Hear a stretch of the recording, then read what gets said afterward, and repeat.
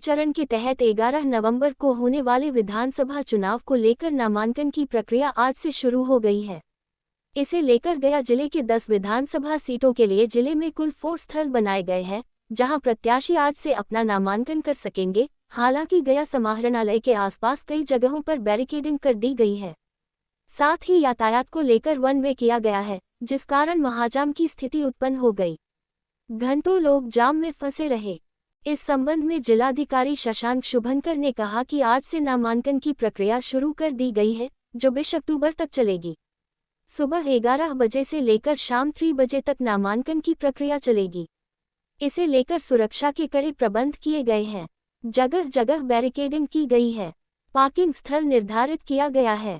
साथ ही आदर्श आचार संहिता के पालन को लेकर लगातार पुलिसकर्मी मॉनिटरिंग कर रहे हैं।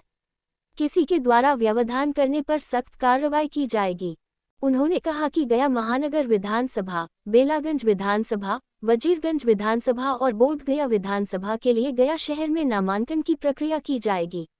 वहीं अत्रि विधानसभा के लिए खिजरसराय अनुमंडल कार्यालय में नामांकन की प्रक्रिया होगी, जबकि टिकारी और गुरुआ विधानसभा के लिए टिकारी अनुमंडल कार्यालय में नामांकन किया जाएगा। वहीं शेरघाटी, इमामगंज और बाराचट्टी विधानसभा के लिए शेरघाटी अनुमंडल कार्यालय में नामांकन प्रक्रिया की जाएगी। वहीं महाजाम के सवाल पर उन्होंने कहा कि क्योंकि आज पहला दिन है, दूसरे दिन से जाम की स्थिति पैदा ना हो, इसे लेकर व्यवस्था की जाएगी। सेकंड चरण का जो चुनाव है, इसमें गया जिले के 10 विधानसभा हैं, उसमें आज से नामांकन शुरू हुआ है। और नामांकन स्थल जो हैं, गुरुआ विधानसभा का DCLR टिकारी का कार्यालय है, शेरघाटी का अनुमंडल पदाधिकारी शेरघाटी के कार्यालय है, इमामगंज का भूमि सुधार उप समाहर्ता शेरघाटी का न्यायालय कक्ष में है, बाराचट्टी का भूमि सुधार उप समाहर्ता शेरघाटी के कार्यालय कक्ष में है, बोधगया का अपर समाहर्ता गया के कार्यालय कक्ष में है, गया टाउन का अनुमंडल पदाधिकारी सदर का कार्यालय कक्ष में है, टिकारी का अनुमंडल पदाधिकारी टिकारी के कार्यालय कक्ष में है, बेलागंज का उप विकास आयुक्त गया के कार्यालय कक्ष में है, अत्रि का अनुमंडल पदाधिकारी नीमचक बथानी के कार्यालय कक्ष में है और वजीरगंज का भूमि सुधार उप समाहर्ता सदर गया के कार्यालय कक्ष में है। तो सुबह 11 से 3 बजे तक 13 तारीख से 20 तारीख तक इसमें लोग नॉमिनेशन दायर कर सकते हैं। बाकी डिटेल जो हमारे PWD 85+ मतदाता हैं, 18 से 19 के मतदाता हैं, इन सारा का डिटेल लोगों को दे दिया गया है। पुलिस प्रशासन सतर्क होकर के आदर्श आचार संहिता का अनुपालन करा रही है।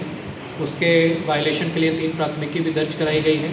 इसके साथ साथ अन्य भी निरोधात्मक कार्रवाई और चुनाव प्रक्रिया को शांतिपूर्ण कराने के लिए हम लोग लगातार कार्रवाई करते हैं। Thank you. कितना बल व्यवस्था किया गया सर?